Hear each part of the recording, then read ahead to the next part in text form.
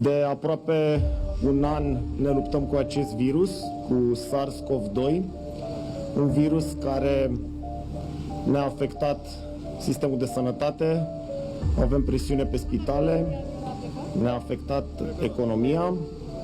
În domeniul pe care îl gestionez ne-a afectat foarte grav pentru că fără călătorii, fără transporturi, sunt afectate companiile care au pierderi de venituri. Ne-a afectat pe plan personal, pe apropiați, prieteni, rude și calea cea mai sigură să ieșim din societate mai puternici, să ne refacem economia, să ne refacem viața normală pe care o aveam înainte, este vaccinarea.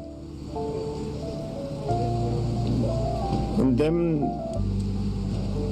pe toți românii să se vaccineze, să ieșim împreună ca societate mai puternici din această provocare. Eu am făcut-o la rând, acum când am trecut în faza a doua.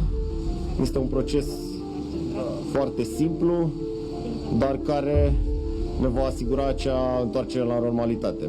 Vă urez tuturor sănătate și vă mulțumesc!